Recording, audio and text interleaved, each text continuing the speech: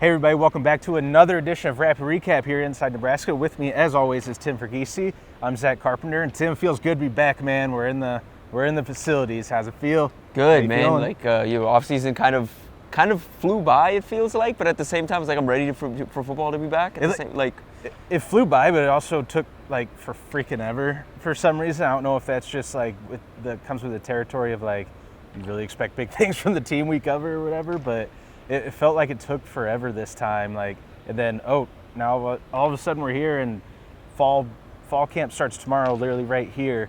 But I don't know. It's been a heck of an off season, and every coach that gets an interview, the first question is how excited are you? And that's really excited because of course they are. It's that time of year. It's sort of talking season, but that kind of ends tomorrow, right? With practices starting, but. Really gonna be a quick hitter today. We're not gonna dive too far into the press conference today, which featured Matt Rhule and the three coordinators: Tony White, Marcus Satterfield, and Ed Foley, and a dozen players. Which I think we're just gonna stick to some stuff on Rhule and Satterfield, what they said today, and that's a segue into the very first thing that Matt Rhule started off with, which was injury updates, news and notes, and I have the list right here just so I don't get anyone wrong. These are guys that are all limited for fall camp, so probably not going to see them out there too often, if at all. Cornerback Bly Hill, which is one we already knew about, and good news on that front, though. Rhule said at Big Ten Media Days last week, as most of you watching probably already know, that it's probably going to be only 2 weeks behind in fall camp before getting back to the field, which is better timeline than he originally thought. He thought mid-September is when Bly Hill would be coming back, but more like a mid-August timeline. Fullback Barrett Liebentritt, running back Maurice Mazuka, defensive lineman Brody Tagaloa, linebacker Michael Booker III, and then the big one to touch on is Tristan Alvano, kicker, who has a minor injury, I guess, and coming off a groin surgery is what it sounds like, and so they said he's kind of in the process of recovery, as they said about 2 weeks or so. That I think the timeline still feels a little unclear, but he won't be with the team to start fall camp for sure. And I guess, what do you make of that? Just, that's been a question mark for this team and now feels like an even bigger question mark. Yeah, I mean, I was about to say the phrase minor surgery, but it feels like there's never any minor surgery. That's the thing I've never broken a bone in my body. I've never had a surgery other than getting stitches like when I was 4 years old. So I don't know. But the phrase that anyone who's had surgery will tell you, there's no such thing as a minor surgery. Even though it did, Rhule and Foley both sort of downplayed the injury and the fact that he'll be out. Rhule saying, we know what we have in Tristan, so it's better to just play it safe and not push it. And Foley said if this would have happened, this surgery would have happened now, then it'd be more concerning, but it's not because it happened however many weeks ago. But Rhule saying that we know what we have in Tristan, and I'm kind of over here like, do we know what we have? Up until up to and through the Purdue game, it's like, okay, yeah, he made what, a 50-yarder? Something like 50, that, yeah. Exactly, 55. I thought it was a 55-yarder. Thank you, Jansen Coburn, behind the desk there, behind the camera, being our statistician. But after that, I think, he missed a field goal against Wisconsin, field goal against Iowa. I think he missed multiple in those games. I can't recall offhand, but you see them bring in, what, 2 different kickers, or was it just one? It was one scholarship, kicker, punter, and then obviously and one to the portal as well, out of Iowa Western. Yeah, that's right. I don't know. What do you feel about the kicking game as far as the talent's there? The talent's there. He went 5 for 5 in the state championship game and made a game winner to win the state title of an epic state championship game. So he has that clutch in him at times, but needs to show some progression. I feel like, a groin injury to your starting kicker is not exactly not ideal. The best, not ideal. When you've lost 3 games by 3 points last season. Right, and that's my thing with it. I think is as a program right now, there's a lot of questions and a lot of hope in a lot of places, and special teams is one where coming, midway through last year, you felt good about kind of where it was at. And now you end the season and it's a bit of a question mark. And now we're heading into fall camp and it feels like an even bigger question mark. And it's like, yes, the staff can be as optimistic about it as they want to be, but it's still very much a question for those of us that just have not seen, and even the limited practice, like viewings we've had, it's not like the kickers have been out there kicking. Like, it's not like we've seen that, you know. So like Foley said today, he's seen Tristan kicking, he's seen Alvano kicking, and he feels good about kind of where he's at in terms of his recovery. But again, I think it's just kind of a wait and see thing where we just have to see it for ourselves before you can feel the confidence that the coaches have. Yeah, I personally, I always fall back on the talent. Like, the talent winds up winning out. Like, I picked JT Tuimoloau as my preseason Big Ten Defensive Player of the Year. He was the number 1 overall player, 5-star, coming out of high school. And it's like, if you pick based on production at this level in college, then he probably shouldn't be your preseason Defensive Player of the Year. But I'm sort of falling back on recruiting not the rankings, just the recruiting profile and just what he's still the best defensive athlete in the conference for exactly. Sure. Like, that's sort of what I'm going or getting at with Tristan Alvano is ultimately I think he'll be fine. I think he'll get it figured out. I have confidence in that. But right now I do think it's more of a concern because what are you told to do? Don't listen to what coaches say. Watch what they do. And you wouldn't be bringing in 2 kickers from the portal high school rankings in the same class if there wasn't at least some sort of contingency plan, or like maybe I wouldn't call it a backup plan, but yeah, I mean that's probably what you put it. Like, at least you have options now. You know, in case Tristan isn't ready to go week 1, you've got some options, and those guys are going to work through camp to kind of earn their, you know, as much as they understand Tristan's the guy. They're trying to earn playing time too. Yeah, maybe we're making too big of a deal of it. Who knows? Maybe in 2 weeks we'll be sitting here just regretting saying this. Like, yeah, he's fine. He's looked good. He's totally healthy. But for now, that's where the situation when the kicking game is concerned. Rhule came out and I know I haven't even looked around social media or any competitor sites, but you already know the headline's going to be out there that he put a number on it. They've been talking about we want to limit turnovers. Like, that's been what he's talking about all offseason, and we want to take the ball away. So turnovers on both sides.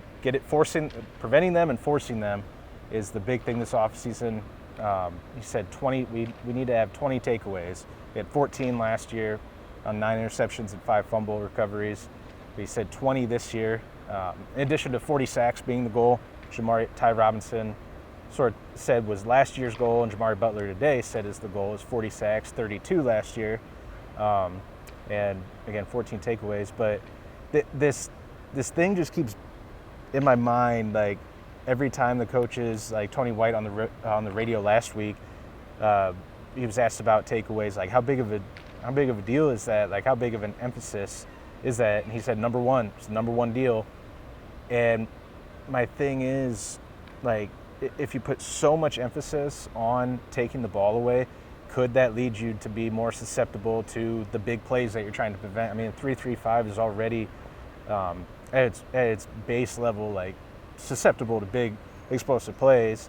So if you're jumping routes, if you're emphasizing it so much in the off season and preseason, are you going to have them jumping routes more often? That leads to a bigger play. Are you going to have them trying to swipe the ball and not being foundational in the wrapping up and tackling, bringing to the ground like they did so well last year? I don't know if that's any concern at all or something you've thought about this offseason. It's definitely a thought, but I think at the same time with the defense, especially like this one, and you saw what the fundamentals are key. That's always been a thing with the staff at every single position, but especially on defense. You saw it last year.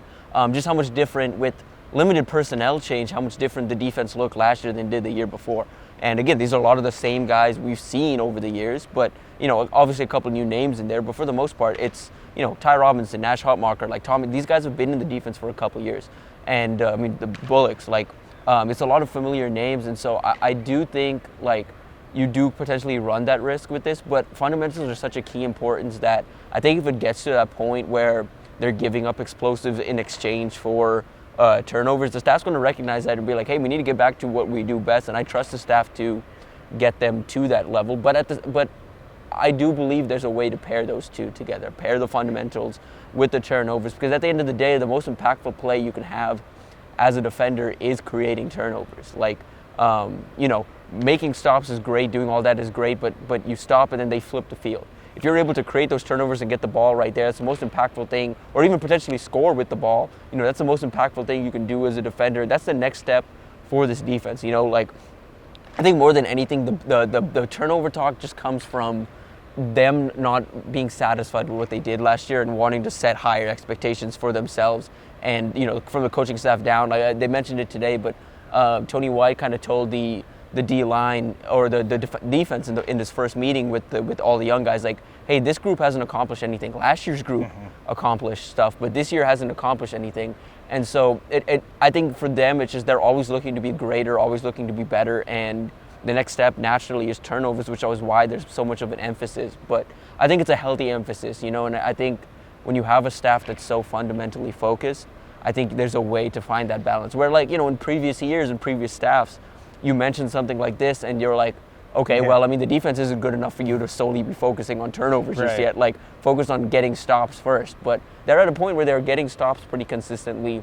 They have depth. They trust the defense at all three levels. I think having that indication, and I think when they talk turnovers too, I think it is less on interceptions and more on just forcing those fumbles, hitting and attacking at the quarterback in the pocket, getting quarterback in the pocket, tip pass or something. Yeah, they want to get after the quarterback. They've talked today even too about a key emphasis for the D line is getting home with 4 players. Getting to the quarterback in the backfield and creating those turnovers, I think is more of an emphasis than potentially getting those interceptions. Because like you're saying, you do run more of a risk on interceptions of causing a big play than you do here, because they do a good job of wrapping up. It's not like missed tackles have been an issue, at least under this staff. I was going to say this past season, it was definitely one of the strengths of the defense compared to where I think where it had been previously. Right. But yeah, so cross-sport comparison, you're pretty much saying that them trying to focus on creating more turnovers is more akin to if Anthony Edwards adds a floater to his game or something in the offseason, or it's just adding another element to what the defense does. Basically. I added the Anthony Edwards thing because I knew you'd like that, Tim. Yes. I knew you'd be like, oh my God, Anthony Edwards. I love him too.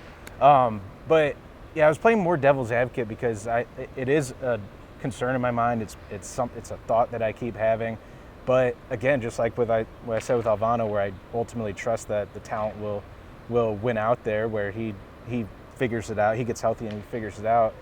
It's the same way I feel about this staff, especially the defensive staff with Rhule at top of it, where they're just too experienced. Even though they're young, they're too experienced and they're too smart, football savvy, to let that go on for at least for an extended period of time.